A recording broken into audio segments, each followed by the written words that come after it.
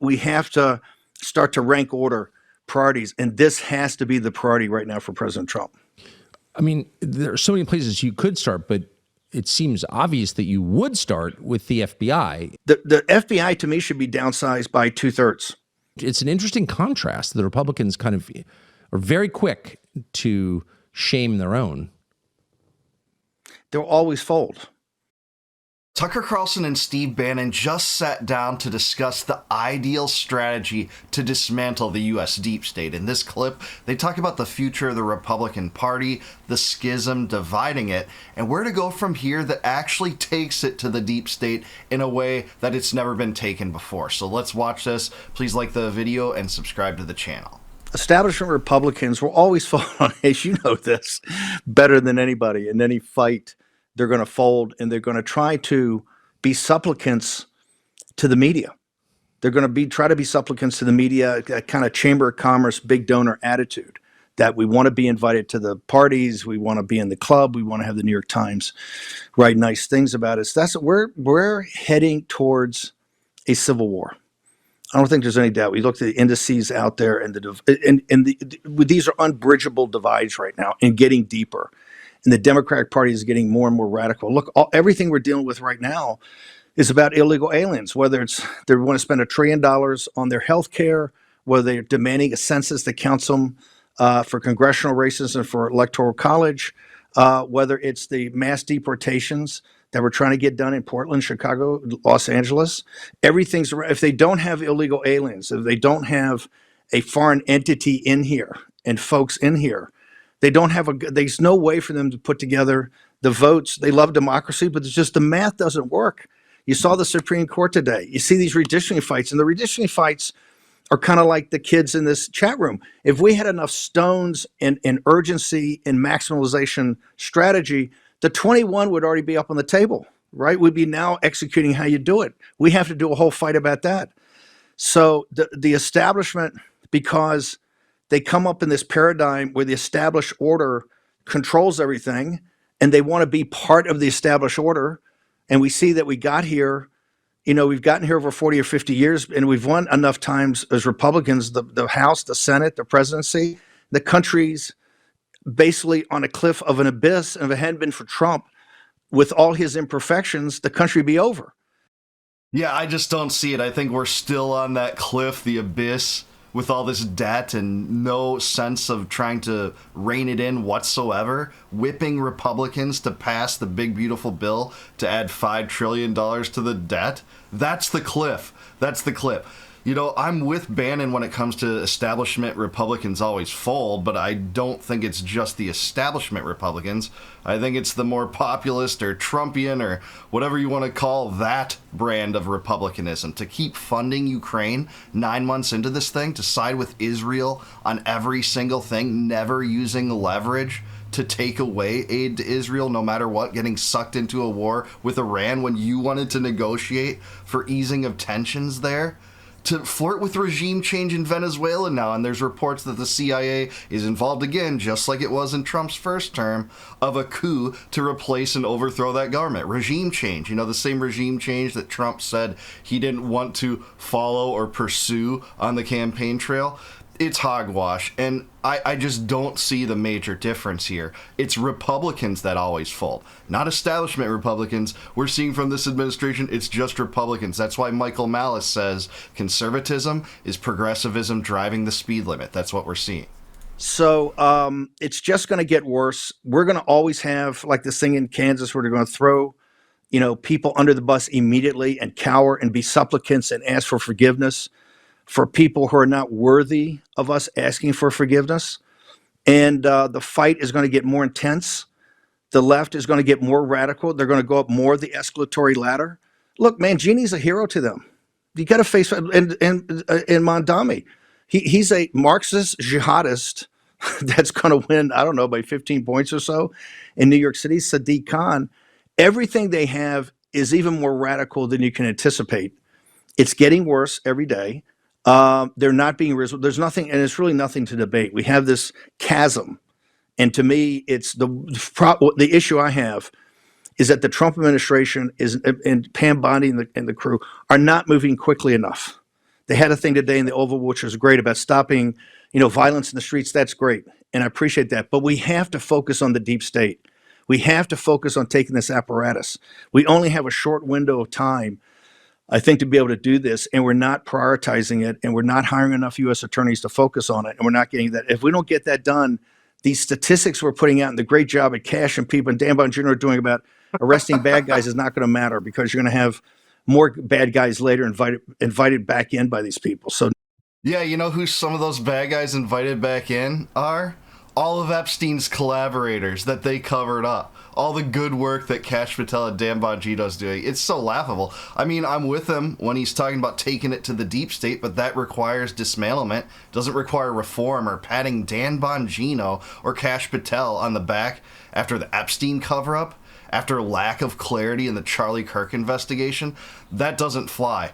And for him to mention Mangione in the same sentence as Mondami, I think is ridiculous too. One killed a guy in cold blood for no reason. One's just a populist Democrat that, he doesn't agree with. Some aspects of him are radical, I think that.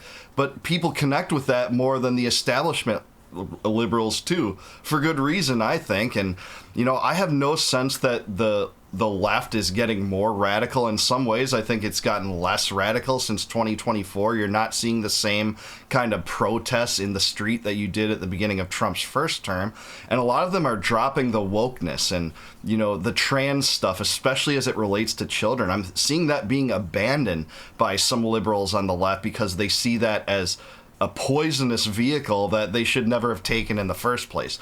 So in some ways, I think that there's a lack of radicalism, even more subdued than it was before 2024, when it really got off the rails and they realized that that was a poisonous brand. Now, in terms of economics, maybe that's the case, and Mamdani and some others represent that wing of the party.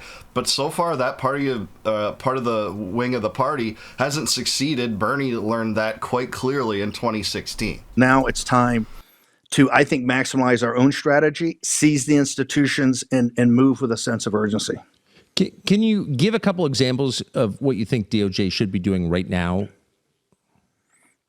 Well, first off, I think DOJ, we got attorneys. I think we got to go back to the beginning. You have to go back to the election. You have to go back to January 6th. Look at Nancy Pelosi. There's a young reporter, Allison Steinberg, over at Lindell TV. She asked Nancy Pelosi a question today about January 6th and about the National Guard, and Nancy Pelosi turned around, screamed at her from a few feet away, "Shut up. How can you ask that?" They're so sensitive about January 6th, so you got to go back to the stolen election of 2020. You've got to go back to January 6th. You have to take the whole continuum. You have to go back to the whole thing on Crossfire Hurricane. You have to adjudicate everything they did, and we have to do it in public, even throwing the pandemic in there, and the response, the summer of love, all of it. If to keep this republic and keep it as a constitutional republic, we have to be fair about this.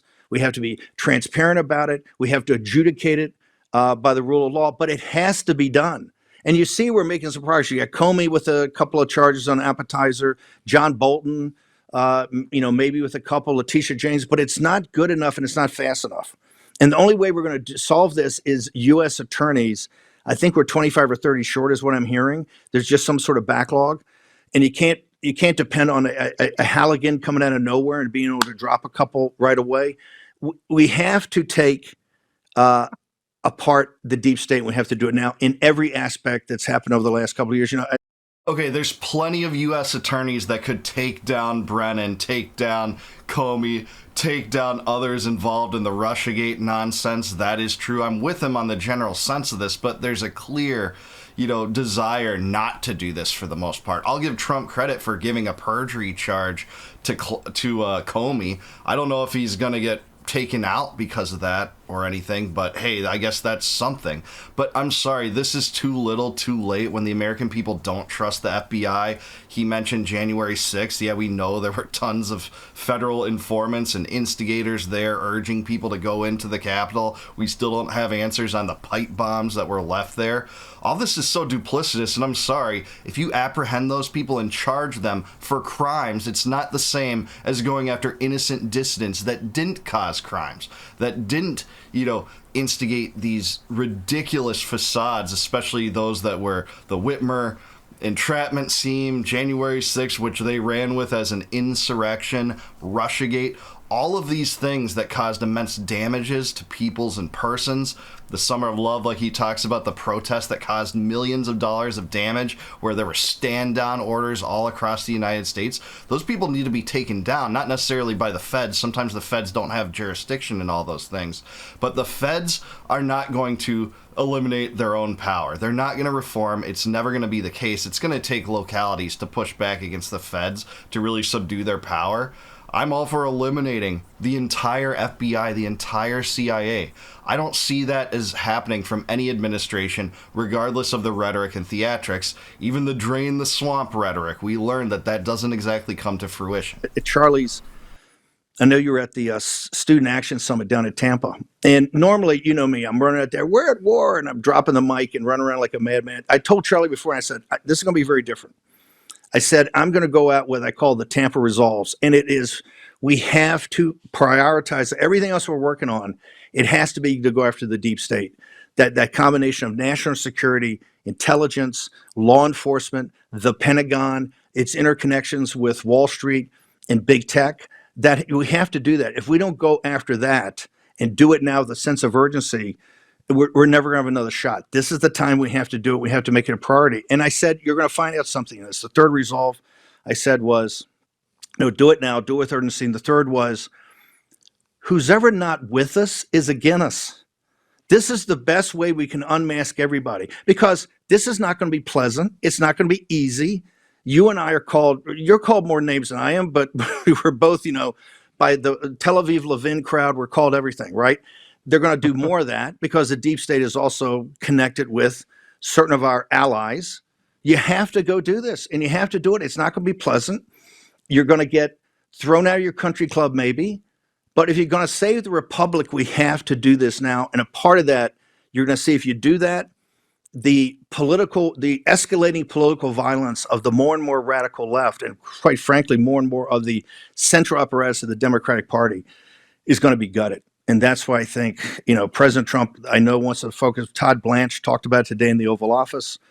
It has to happen. And it's only going to happen, I think, if people like you and myself and some others keep saying, hey, guys, I understand you got 1,000 things you're working on, but we have to start to rank order priorities. And this has to be the priority right now for President Trump.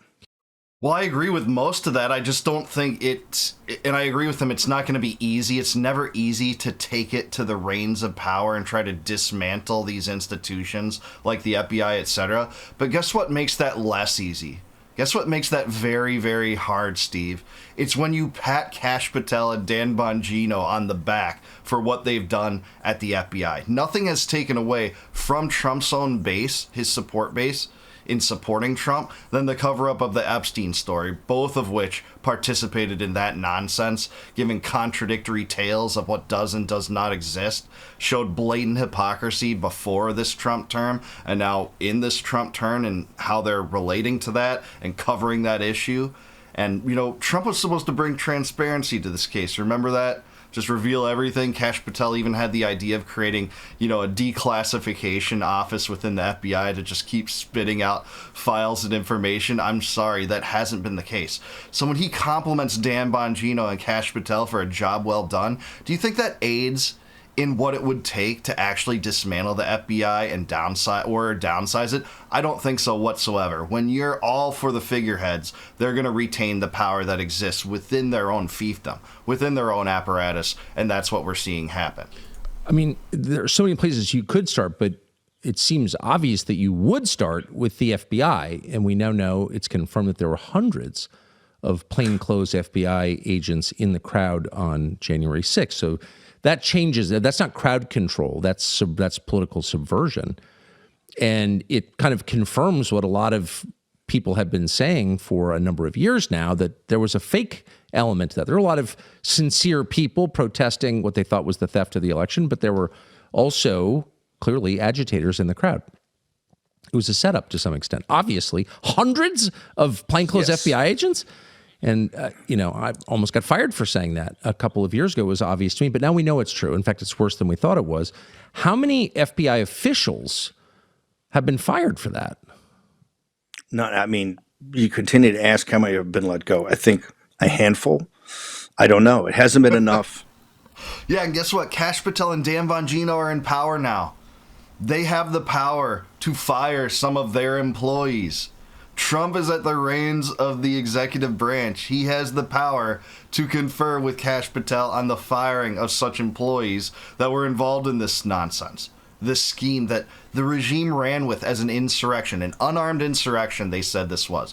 An unarmed insurrection in which the only person that died was Ashley Babbitt by Capitol Hill police, murdered in cold blood over a protest. And I'm sorry, don't call it the people's house if the people can't go inside, especially when Capitol Hill guards are leading them inside and federal agents are entrapping them and encouraging it.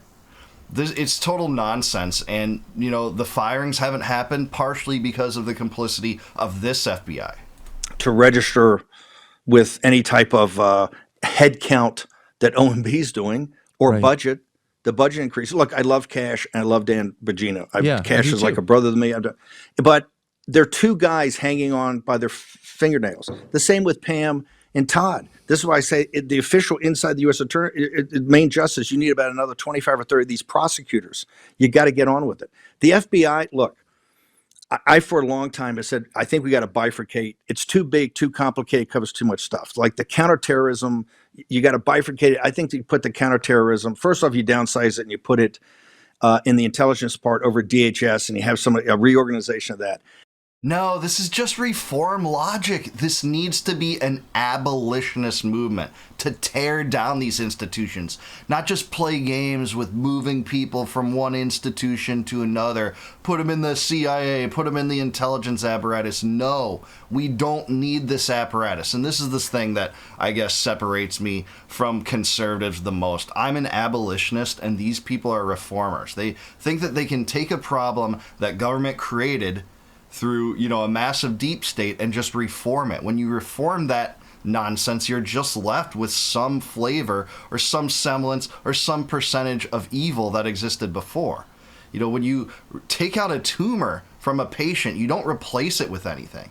And that's what I think Bannon's calling for. I hate to say. This is law enforcement. I'll be tied to U.S. attorneys. We ought to have a much smaller federal police force, which this is. It ought to have a much tighter mandate. We have to have much more control because, look, the scandal of the FBI is twofold. Number one is what they did, and the mentality and the organizing principles inside the FBI that made it that you would do it, and it was career enhancing to do it. In fact, you would not think of not doing it. The whistleblowers were a handful. I mean, I'd sit on the war room every day and say, "Hey, look, you're not going to be able to use the SS excuse that, hey, I was just following orders." We've only had a handful of whistleblowers. And we know from the other day of even getting this information you're talking about and others talking about came from, it's not that Dan and Kash admit, we don't control it. We didn't get the information. This came through a whistleblower. This came through some person that was afraid of getting wrapped up in this. But the FBI to me should be downsized by 2/3. Yeah, well, I'm happy to hear that at least he goes that far. But man, I think the rhetoric should have been abolish the FBI. And even people like Matt Gaetz were willing to say that before this Trump term. I think that's part of the reason that he's not the attorney general right now. You know, also what he's come out to say about Israel and AIPAC's influence in the United States lead me to think that he would have been a much better attorney general, certainly so. But no, I'm sorry. You just need to eliminate the deep state. Slash agencies. Literally take them away. If you have two houses of Congress and these deep state agencies you complained about for 3 years for trying to take down the sitting president in a facade propaganda scheme saying that, you know, he was a Russian asset or a Russian agent, as Adam Kinzinger said, I'm sorry, there's no redemption arc for such institutions, especially if that's your view of the FBI, and it was for the Trumpians prior to this election. They said that he was, you know, collaborating with Putin at the same time that he denounced Russia for giving Snowden asylum, unilaterally tore up the INF treaty, gave Ukraine offensive weapons in the form of $400 million of dual-purpose missiles for the first time when Obama wouldn't even give that to Ukraine. and slapped new sanctions on Russia, and they still said he was collaborating with Russia.